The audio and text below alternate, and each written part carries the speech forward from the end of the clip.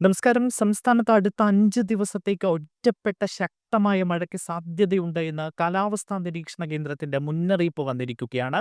ഇന്നും നാളെയും കണ്ണൂർ, കാസർഗോഡ് ജില്ലകളിൽ യെല്ലോ അലർട്ട് പ്രഖ്യാപിച്ചിട്ടുണ്ട്. കോഴിക്കോട്, വയനാട്, കണ്ണൂർ, കാസർഗോഡ് ജില്ലകളിൽ ജൂലൈ 11, 12 തീയതികളിലും എറണാകുളം, തൃശൂർ, മലപ്പുറം, കോഴിക്കോട്, വയനാട്, കണ്ണൂർ, കാസർഗോഡ് ജില്ലകളിൽ ജൂലൈ 13നും യെല്ലോ അലർട്ട് പ്രഖ്യാപിച്ചിട്ടുണ്ട്. അതേസമയം കേരള, കർണാടക, ലക്ഷദ്വീപ് തീരങ്ങളിൽ ഇന്ന് മത്സ്യബന്ധനത്തിന് തടസ്സമില്ല എന്നാണ് കേന്ദ്ര കാലാവസ്ഥാ വകുപ്പ് അറിയിച്ചിരിക്കുന്നത്. കേരളത്തിൽ ഒറ്റപ്പെട്ട ഇടങ്ങളിൽ ഇന്നു മുതൽ 11 തീയതി വരെ മണിക്കൂറിൽ 40 മുതൽ 50 കിലോമീറ്റർ വരെ വേഗതയിൽ ശക്തമായ കാറ്റിന് സാധ്യതയുണ്ട് എന്നും കേന്ദ്ര കാലാവസ്ഥാ വകുപ്പ് അറിയിച്ചിട്ടുണ്ട്.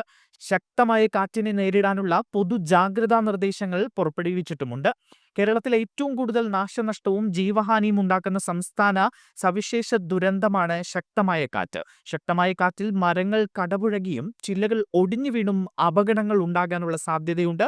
കാറ്റും മഴയും ഉണ്ടാകുമ്പോൾ ഒരു കാരണവശാലും മരങ്ങളുടെ ചുവട്ടിൽ നിൽക്കാനോ വാഹനങ്ങൾ പാർക്ക് ചെയ്യാനോ പാടില്ല എന്നാണ് കാലാവസ്ഥാ നിരീക്ഷണ കേന്ദ്രം അറിയിച്ചിരിക്കുന്നത്.